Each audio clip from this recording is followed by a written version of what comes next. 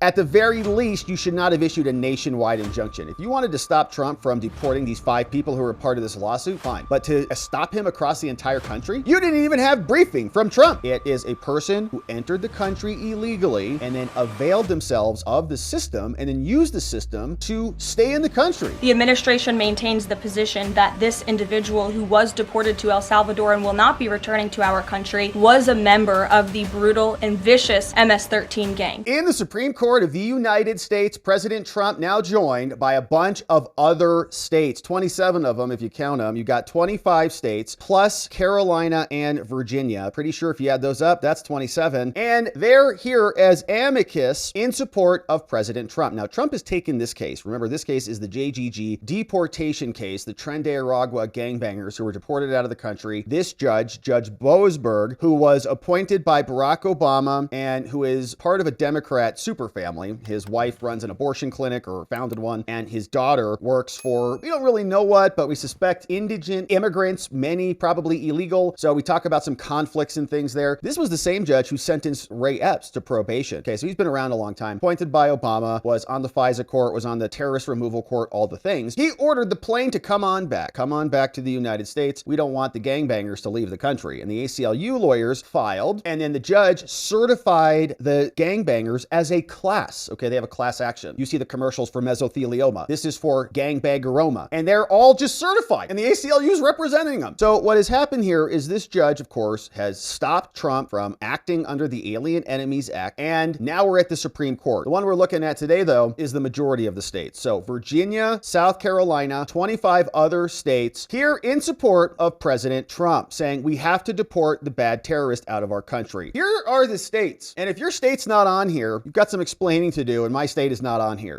Says each state is directly impacted by criminal activity. Why would it be, right? Our Attorney General is Chris Mays, and she's terrible. Impacted by criminal activity perpetrated by violent foreign gangs. We, as a state, have to suffer the consequences. And each state here has an interest in protecting its citizens from this criminal activity. And that's why 27 states here support Trump's robust actions against the notorious Venezuelan gang called Tren de Aragua that are wreaking havoc within our borders. Now, President Trump's recent proclamation uses constitutional and statutory authority to depart and deport Venezuelan citizens who are members of Tren and are not American citizens or lawful permanent residents. They've got no lawful reason to be here. Now, the same day, March 15th, a complaint was filed challenging this action from the Tren de Aragua gangbanger ACLU lawyers without briefing from the federal government at all. However, a lone district court judge called Judge Boasberg, I just showed you his photo, certified a class of non-citizens in custody affected by the order and said Trump can't remove them anymore, even if they're a threat. So then on March 16th, the government filed an emergency motion, Trump's government, for a stay. Stop Boasberg. On March 26th, Boasberg denied the government's emergency motion. Rather, this is the DC Circuit Court of Appeals, said no, sorry. And the government filed a motion with this court, Trump, with the Supreme Court, to vacate the orders from Boasberg. And so now the states are here, 27 of them, saying, can you please vacate the district court's TROs? We want the gangbangers to be deported out of our country. Okay, get rid of Tren. 27 states. Now, the district court's TROs should be stayed. Judge Boasberg, he should be stopped and vacated for at least 2 reasons. 1, Judge Boasberg and his little order, they undermine the security of the states and the nation's security more broadly. Now, the gang's TDA has ravaged innocent citizens across this country, and the states finally,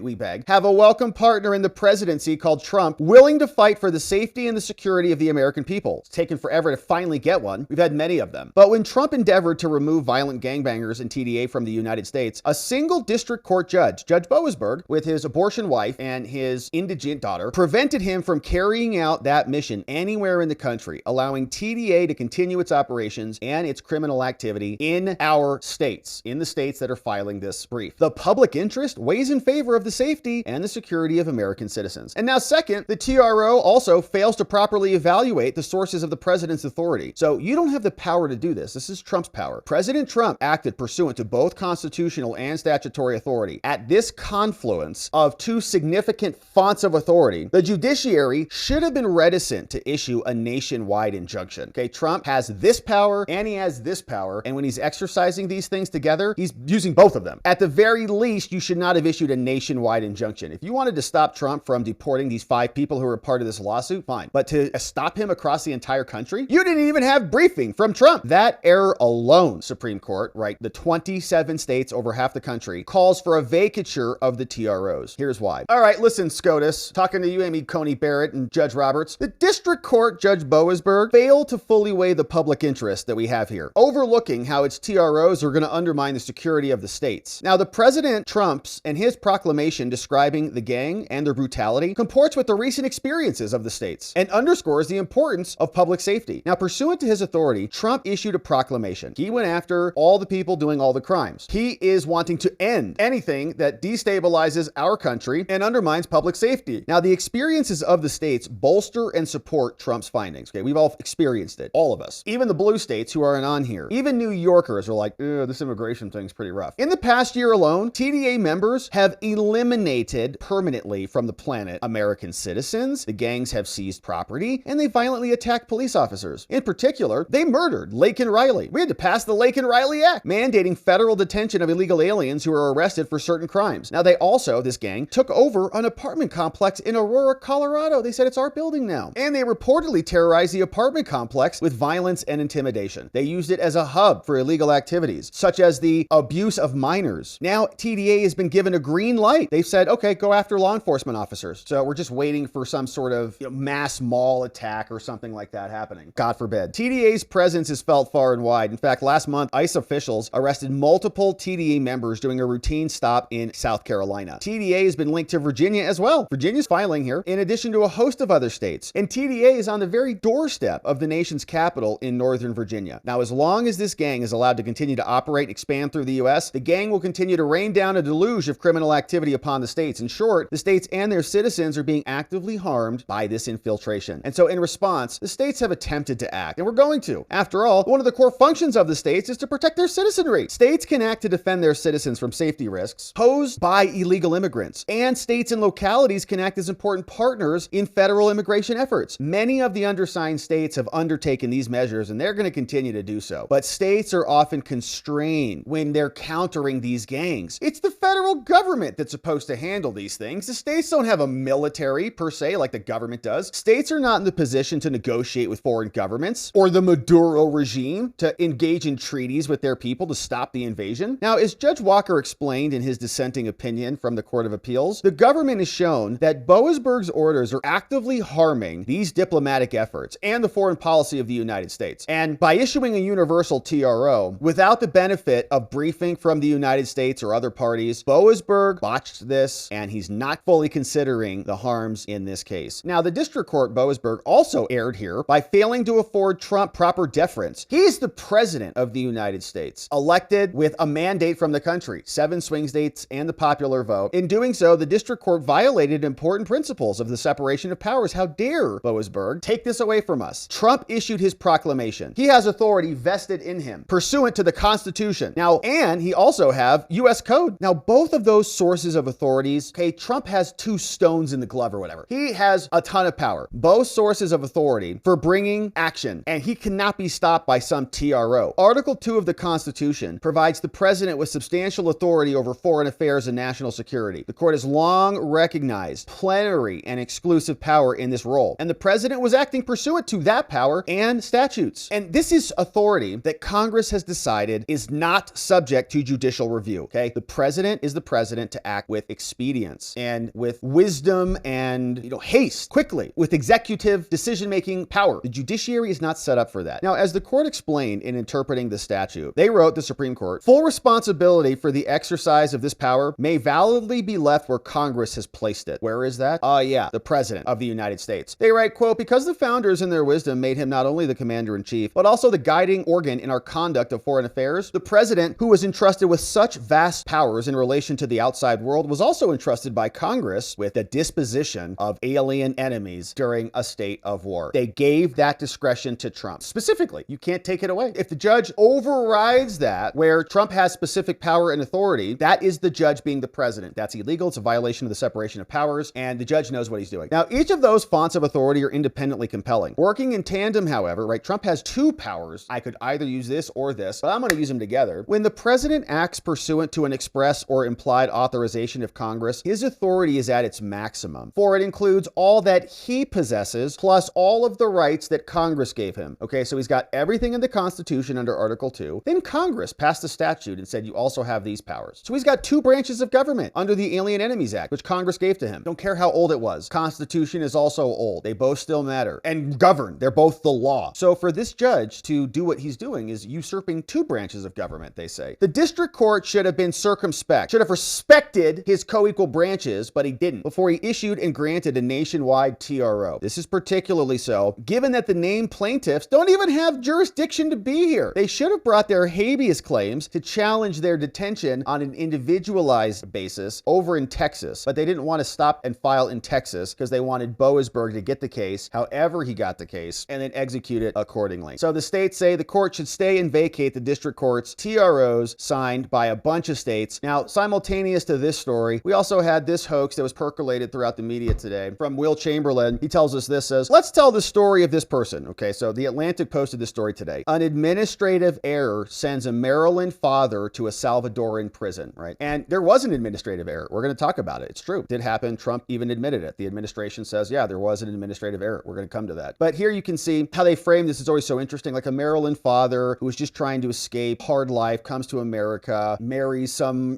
citizen, and suddenly it's like a totally reinvented person. Incredible. Even though they broke into the country and were never supposed to be here to begin with. So here's what Will says. He says, look, here's the story today about this person. Kilmer Armando Abrego-Garcia, the quote, Maryland father, aka likely member of MS-13, who was removed to El Salvador, and the Atlantic, and apparently the entire political left who went bananas over this, are demanding to be returned to the United States. Here was the story. J.D. Vance was even mixing it up with other doofuses over on X. And here's what he said. First, let's talk. Here's his detention. He was detained, this person, Abrego-Garcia Kilmer Armado. He was detained March 2019. That was the end of the Trump term, right? And charged with removability. So 2020, we had the election. So this is Trump's term. Abrego-Garcia is a, quote, native and citizen of El Salvador. He crossed the border illegally in 2012 and thus was removable. Came into the country illegally. Totally independently of whether he's MS-13 or not, in our country illegally. Trump's in charge. This dude finally gets picked up in 2019. Now, the finding that he was a member of MS-13 only came up because he asked for bond. Said, I'd like to get out of custody. The immigration judge reviewed the evidence and found that, quote, it showed he is a verified member of MS-13, and therefore that Abrego-Garcia did not demonstrate that his release from custody would not pose a danger to others, right? After considering the information, the court concluded that no bond was appropriate. You can't get out. The court said the respondent failed to meet his burden of demonstrating that his release would not pose a danger to others. The evidence shows he's a verified member of MS-13. The BIA has also held that absent any indication that there is incorrect, blah, blah, blah, not inherently trustworthy, and so on. So the immigration judge also found that this guy was a flight risk, noting his, quote, history of failing to appear for proceedings pertaining to his traffic violations, and thus on two independent grounds, the judge says, we can't release you because we can't trust you. You've already fled and not come back when you've got a notice to appear. You get a traffic ticket. Do you promise to appear? Yes, I signed the ticket. I promised to appear. Didn't show up twice, a couple times, more than once, traffic violations, and broke into the country. So then Abrego-Garcia appealed, right? So of course, now he's in the country illegally,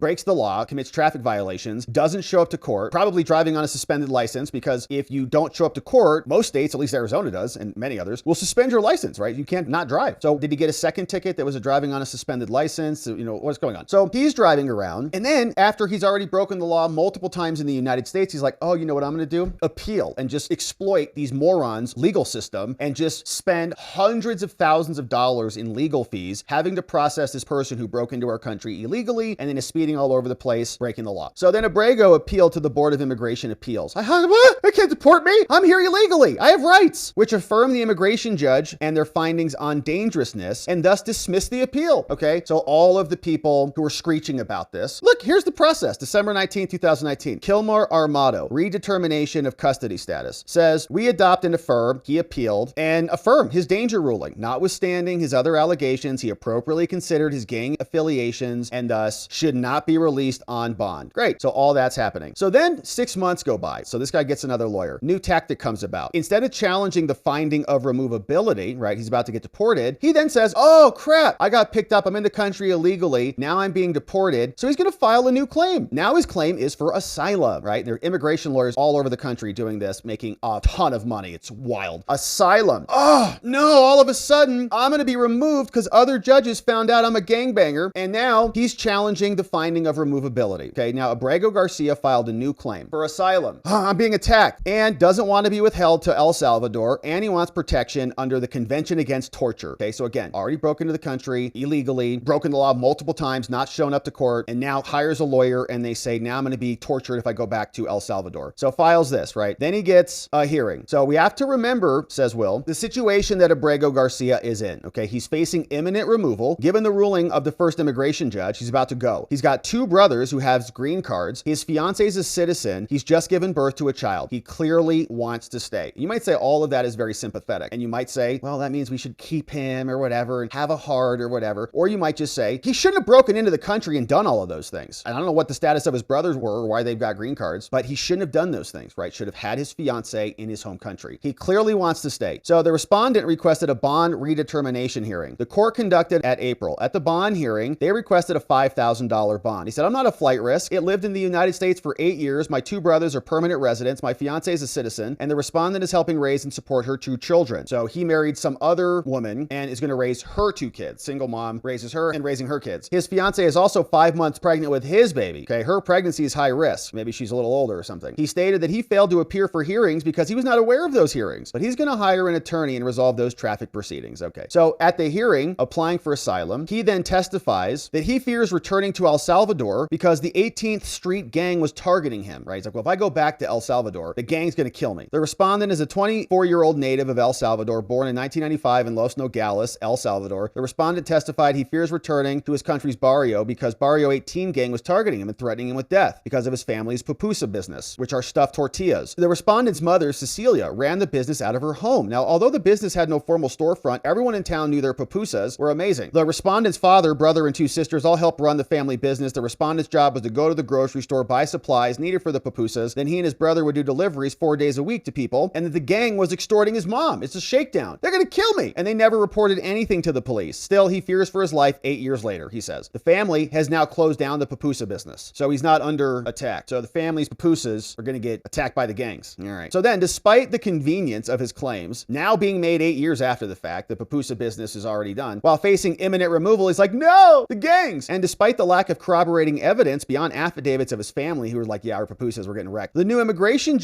new judge says, oh, your account is credible. Oh yeah, pupusa attacks in El Salvador. We know how much those gangs hate those mom and pop stores down there and how much they're exploiting everybody. And you're going to get killed for picking up tortillas at the grocery store. So then the new judge, okay, because he filed another claim, the Board of Immigration has recognized the difficulties that he may face in getting evidence. And so the absence of proof is difficult. But in the instant matter, he gave credible responses and his testimony was consistent. And so several affidavits from his family described the pupusas. And so now we can't deport him. And so he's credible. And so we can't deport. But even after the finding, the new immigration judge still, he says, well, the pupusas were pretty clear, but I still cannot grant you your asylum claim. That was obviously time barred. Okay. You've been in the country for how long? 8 years or something? Now you're claiming asylum? What? So they write, under the INA, an applicant for asylum under the law must demonstrate by clear and convincing evidence that the application has been filed within 1 year after their arrival, which is also wild. You can break in, be like, oh crap, I got to file my asylum paperwork. Now the government then would treat to agree it that way. Here, his application is time barred without exception. He testified he entered the U.S. in 2012. He did not file his application for asylum until after he was detained, and after 7 years showed no changes in circumstances. And so it's time barred, must be denied. So then now we turn to withholding, right? So he's got no legal asylum in the country. So therefore he has no legal status in the United States, just to clear that up. Now he was, the judge says, granted withholding of removal. This is where the screw up was. That's not the legal right to stay in the United States. Only the legal right not to be removed to one specific country. Any third country, other country would have been sufficient. Now this is where the problem is. So right, the withholding then comes in. All right, we're going to withhold of removal, they write. The judge wrote this. In contrast to the asylum, confers only the right not to be deported to a particular country rather than the right to remain in the U.S. To establish eligibility for withholding of removal, a respondent must show there's a clear probability of persecution in the country and the removal country we're going to go back to and blah, blah, blah. Whether you suffered past persecution and all of those things. So that's the issue, okay? Now, the United States did make a mistake, says Will, and this seems right, is that they sent him to El Salvador. They should not have sent him to El Salvador, but they could have, under the current provisions, right, sent him to another country. They just happened to have him in El Salvador, but it seems like they could have still deported him. So then the next question, what about, could they terminate that withholding that was issued by the judge, right? The judge said, okay, you don't have asylum here. You're time barred. We're not going to kick you out to El Salvador. Salvador, could Trump terminate that second half? Now, the answer says, well, almost certainly yes. Here's why. If there's a fundamental change in circumstances, that means that Abrego's life or freedom would no longer be threatened. Then his withholding of removal could be terminated. A material change in circumstances. Trump can reevaluate this dude's status here, and the law says, well, yeah, I mean, if there is a major change, then you're no longer entitled to withholding. Now, remember, in his original petition, he was saying, if I go back to El Salvador, I'm going to get killed by the 18th Street Gang. Well, guess what? That was like a decade ago. That was 2019, years ago. Fortunately, Bukele has crushed the 18th Street Gang. So it's now safe for him to return because there's not there anymore, and his pupusa business can get back in full swing. Pupusa delivery. Now, again, just to be clear, he has no legal status in the United States. No asylum, no permanent lawful status, no residency, nothing. He just had the temporary right not to be removed to El Salvador. So that was the screw up. He should have had an interview on that subject and not been deported until it was granted, but nonetheless, the end result would have been the same, right? Trump could have ended up, and likely did, terminate the withholding, and everybody is spinning this out into some other thing, right? Now they're saying he was a legal resident and was removed. No, he was a removable alien. Podcaster John Faves. They say there's no evidence that he was a member of MS-13. Wrong. The original immigration judge and the Board of Appeals said, yeah, he is. Okay, both of them had enough evidence as to both of those. And others are sharing this misleading story. Abrego-Garcia had a legal right not to be deported to El Salvador, is what he says, but that gang has been crushed. The only reason he wasn't going to be deported is because of the existence of the gang, and the gang no longer exists. So it's an interesting story, and I think a very nice explanation. Will wraps it up. He says, one final point. Let's be real about this, okay? Abrego-Garcia and his family were likely lying about the threats to his safety. Yeah, our pupusa business is going to get ransacked. He only came up with the story about his pupusa after he had been denied bail, right? It was his second attempt. Don't remove me, give me bail so I can flee again. And then got a new lawyer, and they filed the asylum claim, and suddenly pupusa business comes out of nowhere. The guy crossed the border illegally. He admitted it. Never gained legal status, was finally detained in 19, found to be removable. He came up with a sob story to delay his deportation. And even if he were telling the truth, he should have had his withholding of removal removed as early as 2022 once Bukele crushed the gang. He has no right to be in this country. He crossed our border illegally, been residing in here illegally for almost 12 years, totally independent of whether or not he's a member. He needed to go home. Finn, from our friend Will Chamberlain. So a great thread, and it's a brilliant breakdown. And there'll still be criticism about that withholding, right? And Trump has submitted a filing saying that it was an error, and we'll see what they do to fix that, right? If there's much they can do to fix that, or what they'll do with this person, whether Nayib Bukele will take that person and send them to another foreign country, or what will happen. But the narrative that this guy was a citizen or lawful resident or permanent status is just not true, right? It's much more complicated. So don't let the media sell it to you like it's a Maryland father who just got rounded up when he was with his kids at McDonald's. It is a person who entered the country illegally and then availed themselves of the system and then used the system to stay in the country. It's like you break into the house, and if you're smart and clever enough, you get to own the house by the time you're done. And it's a wild situation to have The Atlantic and the same magazine that tried to set up Hegseth with Goldberg come out and defend these illegal invaders of our country. It's a sick thing. Thankfully, we got Will Chamberlain explaining what's happening. And Karoline Leavitt is also confirming that it's a fake story. Don't buy it. Here's what she said. First of all, the error that you are referring to was a clerical error. It was an administrative error. The administration maintains the position that this individual who was deported to El Salvador and will not be returning to our country was a member of the brutal and vicious MS-13 gang. That is fact number one. Fact number two, we also have credible intelligence proving that this individual was involved in human trafficking. And fact number three, this individual was a member, actually a leader of the brutal MS-13 gang, which this president has designated as a foreign terrorist organization. Fact number four is that foreign terrorists do not have legal protections in the United States of America anymore. And it is within the president's executive authority and power to deport these heinous individuals from American communities. It is a promise he campaigned on. It is a promise he is keeping. And every single person in this room should be grateful for that, considering especially MS-13 is very prevalent and prominent here in the District of Columbia, in Maryland, and in Virginia. And the president, the attorney general, everyone who has been involved in these operations is focused on eradicating these criminals and terrorists from our communities. Karoline Leavitt explaining what is happening to Tren de Aragua despite the Democrats' best efforts, despite Judge Boasberg and the Tren de Aragua ACLU gangbanger lawyers. We're all working hard to stop Trump. They are going to continue to protect the homeland, and we appreciate their work.